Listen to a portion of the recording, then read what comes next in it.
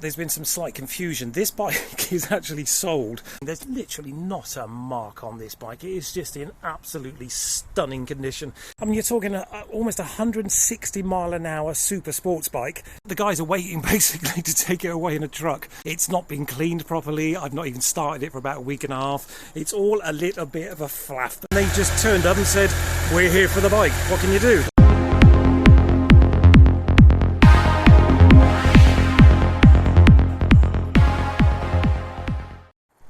What is up, YouTubers and lovers of budget cars and bikes? Welcome back to the channel and welcome to a new video on a new lovely. You know, if you've been subscribed for a while, that we do love our Triumphs on the channel. I do apologise if this is going to be a bit of a choppy video because there's been some slight confusion. This bike is actually sold and I thought they were coming to collect it tomorrow. Really nice guy. I sold it on eBay. He's up in Scotland, so it's going to travel quite a way, to be fair. And we've done everything a little bit kind of higgledy-piggledy this time round. I've actually done the video of the ride, which will be coming up in a couple of weeks. Hope you subscribe to watch that as well. That'll be a 4K ride on this beautiful, beautiful bike. And I've done it the other way around. I've actually had to do this kind of first impressions one first now, so it's all a bit higgledy-piggledy in my mind. So bear with me rather on that, because the guys are waiting basically to take it away in a truck. So I'm just literally going to do a quick 10-minute walk around with you guys here. It's not been cleaned properly. I've not even started it for about a week and a half. It's all a little bit of a flaff, but these things happen sometimes. Anyway, so what do we got? A Triumph Daytona, the 955i. You know I am a great fan of the Triumph Daytona, or with the 955 engines generally speaking. I've had a Daytona in the past, the proper 955i as I would call it, which is slightly different to this. This is the more rounded version of the Daytona, the T595. This is the last year they did this, I believe, in the year 2000. This has done a grand total of 28,250 miles from new, and it is like new. I mean, as we look around the bike now, there literally isn't a mark on the bike. These are obviously just watermarks of where it's been stored outside. There's none of the usual water bubbling on the tank and the paint here. You get that a huge amount on these plastic tank Triumphs.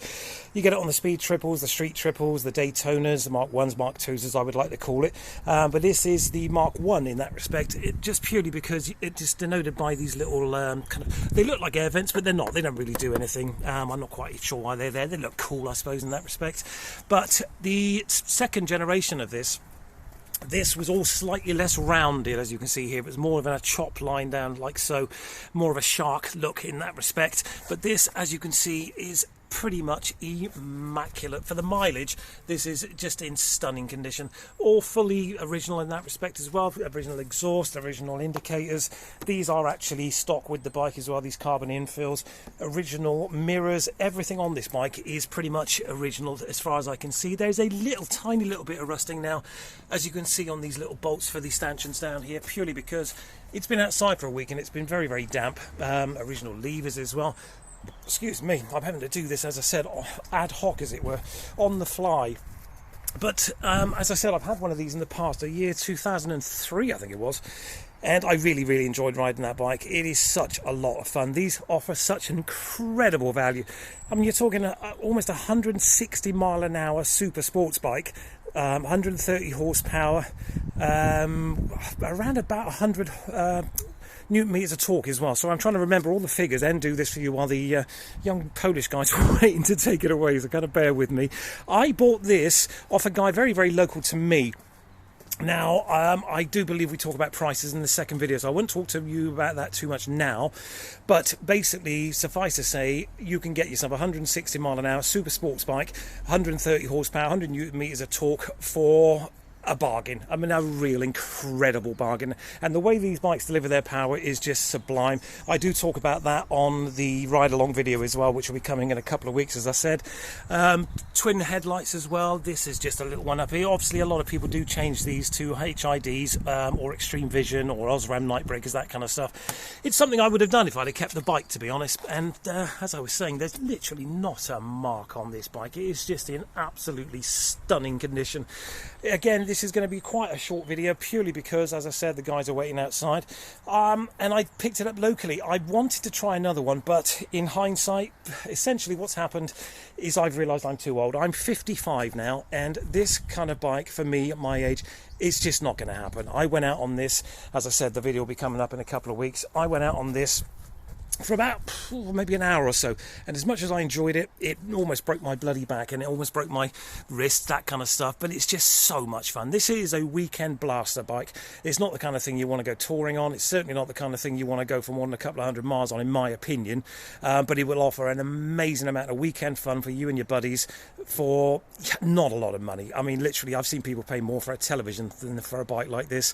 I've just got so much time for these bikes. As I said, this is a very, very short kind of first impressions video. I'll probably do the next ride along video on this bike in about a week's time, purely and simply because it's going to be such a short video, and I do apologize about that, but the guys are waiting to take it away. We will discuss prices obviously in the ride along video, or I'll put it in the description as well. But as you can see, this is a stunning example of the T595 with the 955 engine. Hopefully I've got the key in my pocket and we can start this bad girl up. Let's check things out. I haven't actually started her up, obviously, for about a week. Oh, I've got to pull the clutch in. Bear with me, guys. And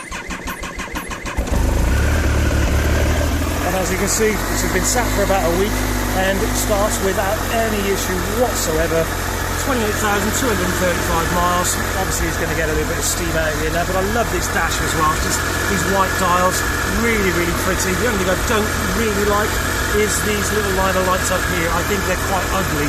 I've seen people actually do carbon fibre effect around here. I've actually even seen people do, what do you call it, the vinyl kind of wood look as you get around here as well, the veneer. I think it looks bloody awful, but whatever. I can see why the carbon fibre look might go nicely with this, though. Something I would think about doing. As you can see, you know, the dials are relatively new looking for a bike that is, after all, 22 years old. I'm going to let it warm up a little bit because I've got to take it out, obviously, to give it to these guys in a moment. But I hope you've enjoyed this video. I'm sorry it's such a higgledy-piggledy kind of one, but I wasn't expecting these guys to turn up. I was just about to leave, actually, and go on my travels for the day, and they just turned up and said, "We're here for the bike. What can you do?" They did say they were going to text me an hour before they got here, which they didn't do, but oh well, it is what it is. But that is it. That is the year 2000 Trad Daytona T595, which is gone, basically. But there is a ride-along video. It's coming in about a week's time. It's a 4K video ride-along with me. I will explain more about the bike then and what my thoughts are on it. This is just back to front, basically, first impressions. I hope you've enjoyed it, guys. Any questions, drop it in the comments. If you haven't subscribed, do that, because then you'll see the ride-along, and we will discuss this in more detail in that respect. All right, guys. Sorry for the higgledy-piggledy. It's just one of those things.